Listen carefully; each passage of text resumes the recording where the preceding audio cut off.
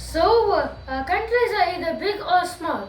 Small countries either have lost land either through defeat in war or international pressure. Today we're going to talk about four of the largest land losses in history. We're going to look at four examples: Bolivia, Iran, Hungary, and Luxembourg. I know there is a lot, but still we can fit all of them into one single video. But still, starting with Bolivia.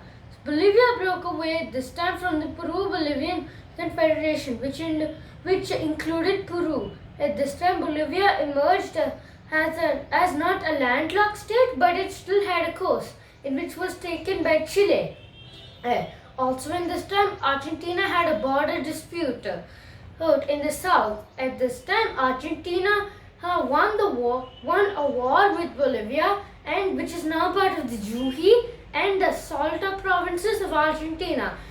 Meanwhile, in the east and the north, at the first time, Bolivia took all of the Bolivia's eastern part, which is not part of Bolivia today, and a part of Brazil, which is now part of the Amazonas province. But after all of that happened, and the state of Acre, which is now part of Brazil, used to be a part of Bolivia, but in the Acre War, Brazil won the war, which is in deep Amazon, and there is a joke in which no Brazilian has went to the state, and you should just call it North Bolivia, and they technically are dinosaurs, but of course that's not true.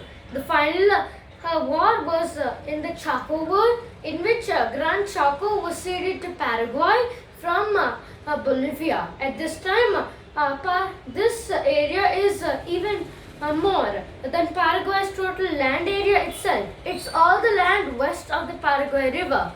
At this time, Paraguay, Chile, Argentina, and Brazil still have good relations, but still there are few tensions over the land. Peru is the only country in which they have no wars with, and they give access to the ocean today, in which some areas also believe they should be part of Bolivia, and they should be reunited, like Antofagasta and Acre. Moving to Europe, Hungary. Now, similar to Bolivia, many Hungarians live outside in these areas which used to be part of Hungary, and most of them, that means that this is meaning that there are more Hungarians living outside of Hungary than in Hungary itself. At this time, the northern portions were ceded to Czechoslovakia, and a part of Ukraine was also ceded into Czechoslovakia. Meanwhile, Romania annexed the Transylvania regions and Yugoslavia. At that time, Serbia, Croatia, and Slovenia also have got some lands from Hungary. The last land that is not part of Hungary today, but it was ceded, is to Austria in Burgenland, which is a state today as one of the states of Austria, comprising the far eastern end of Austria. Hungary still believes these areas are part of Hungary, as there are so many Hungarians living outside. For instance, in Transylvania, in the center of Romania, we have the Sikh people related to Hungarians, and they even have their own flag, which looks cool, but there should be a few changes. Moving to Western Europe, Luxembourg. Luxembourg borders 3 countries today, and it still has friendly relations with all of them. Although in those times, Germany was Prussia, and you know all the history that involves the German Empire. The first land that I'm going to talk about is the eastern part, in which Napoleon annexed Luxembourg entirely. This might be one of the extinctions of Luxembourg, but this will of course not count for land losses. At this time, Prussia got the eastern half of Luxembourg, and eventually it was involved into Prussia. Another change came in when France took 3 fortresses away from Luxembourg, even before the Napoleonic Wars. Yes. And another change that came to be, and it's the really last of the border changes and the largest of all of them, is Belgium's independence from the Netherlands. They were fighting at this time. Luxembourg ceded a large portion of land to Belgium, and in which completes the Luxembourg region of Wallonia, today part of Belgium. Today, Luxembourg is part of the EU. So I don't see any tensions going on when I see media today. But always, I believe that these areas still should belong to the victors of the wars that have happened. But however, still, Luxembourg is very similar to its neighbors in many different ways. Like either being part of the Schengen area, being one of the founding members of the EU, or French and German being mostly spoken in today's Luxembourg. And finally, Iran. Now, at this time, the Persian Empire fell, and eventually the country of Iran, or at this time called Persia, was born.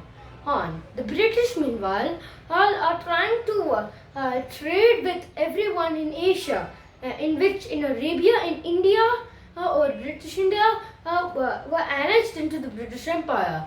At this time, Iran's western portions, which are today part of Pakistan, Afghanistan, and even Britain, which took a few lands of today's modern Iranian coast, which did not count, was ceded into the British Empire. The same thing happened with Oman, in which the Oman Empire got a hold of the Iranian Mukran coast, including the strategic port of Bandar Abbas. At this time, however, this will also not count, as it's similar to the British taking lands of the Iranian coast of the Persian Gulf.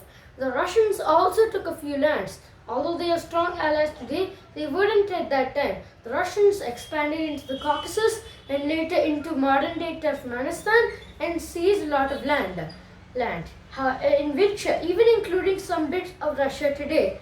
And finally, one important area is the Ottoman Empire, also seizing a bit of lands.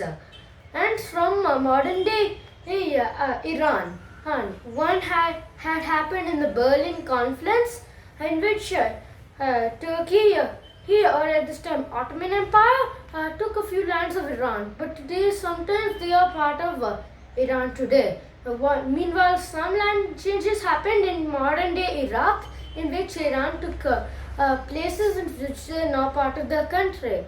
But these are reluctantly annexed into the Ottoman Empire. Meanwhile, in the east, Afghanistan took a few lands of Persia to make a friendly diplomacy between themselves.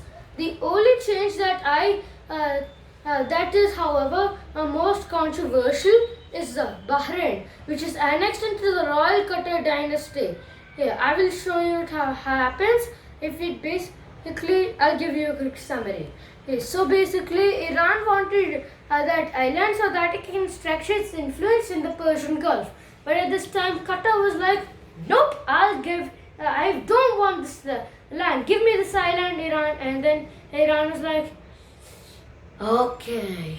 And eventually, it kind of goes into a lot of conflicts, like this picture I'm showing you right now. But anyways, despite most of them being totally different from Iran today, some are actually very similar to Iran, and you can actually see the culture.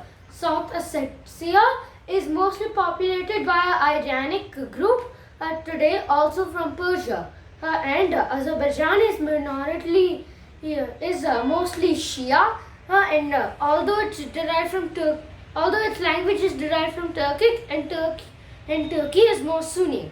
So those are most of all the border changes or some of the biggest land losses that happened in history.